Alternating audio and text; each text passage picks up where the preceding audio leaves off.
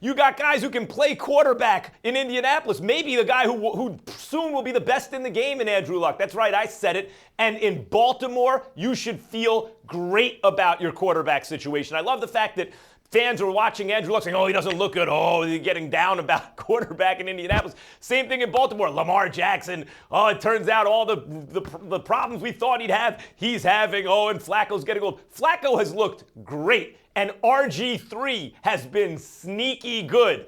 And the Steelers, if they don't get it together, I'll tell you what. Right now, if you're a Baltimore Ravens fan, you got to be feeling optimistic about this season. You got a guy at quarterback, a Super Bowl winner, who's looked as good as he has in recent years. You got a guy underneath him who's been a successful NFL quarterback, who, as I said, has been sneaky good. And your third guy, who is thus far confirming the issues that people thought he might have in the NFL, is full of potential and has two guys ahead of him that give him that cushion to develop. It's kind of exactly what you're looking for in your quarterback situation in Baltimore. You should feel great about it if you're a Ravens fan. You should feel great about it if you're into mediocrity. It's exactly what you're looking for if you're looking for, I don't know, middle-of-the-pack quarterback play in the NFL. It's funny, Max, how you rely on long periods of evidence, history, career arcs when they suit your purposes, but not when they don't. Look.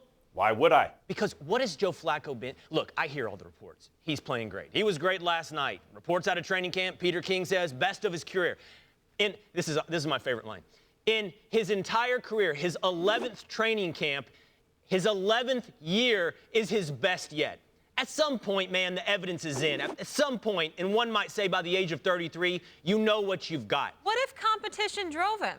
Then that would be embarrassing for him at the age of 33, Molly. If competition No, wait a minute, hold on. You know what you got, Will? No, they're at drafting the age of 33. quarterbacks.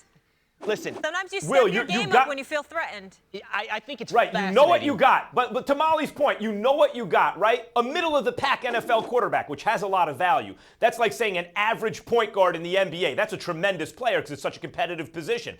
A middle-of-the-pack quarterback, an league-average quarterback regular season has tremendous value. A guy who's won a Super Bowl, who's shown you he can do it in the playoffs, has tremendous value. And then the question is, what's the range of their play? Their low range, below average, you want better than that. But their high range is a little above average. No, listen, a guy who can also play in the playoffs. And if it takes competition by drafting a guy in the first round to bring it out of him, at 33, a strong-armed quarterback, you don't want the best version of Flacco as your quarterback? I think that's a good player. Okay, first of all, I find it comical that you guys talk about he first feels the heat of competition at the age of 33 because a quarterback was drafted in the first round. If it's true, and I doubt it, if it's true, it's entirely embarrassing. I would suspect that a guy who's been in the NFL for a decade, has a competitive fire that might have been lit before now. And if not, that's embarrassing. Wait, hold on. are you arguing? For the first time, you guys don't let me finish my points, and that's how you'll win. Finish your point. The second is somebody on this show, and I guess I'll take on the mantle, has to be the one to tell you the way reality is, to call it the way it is. And the fact of the matter is there's two clear realities at this point. Lamar Jackson is not ready to be a quarterback in the NFL. He's completing 40% of his passes. I know you don't even disagree with that, Max. As Jason Witten said, he's a year away from being a year away at best. This guy, the truth of the matter is, isn't a threat to Joe Flacco right now.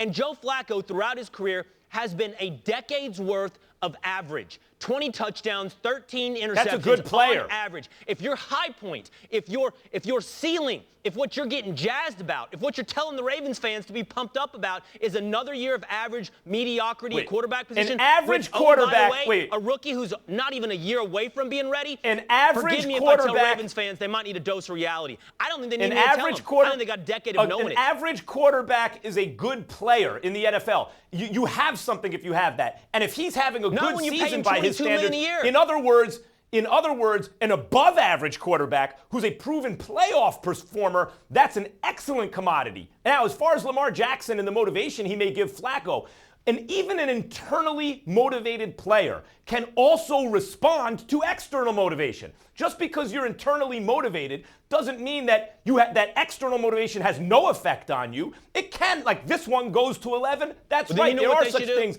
as adrenaline and external motivation, etc. And I think Flacco has it now. And you're right. Lamar Jackson is a year away from being a year away, or so it seems. But that's okay. Flacco still sees they're drafting a quarterback with their first pick. That's an indictment of me.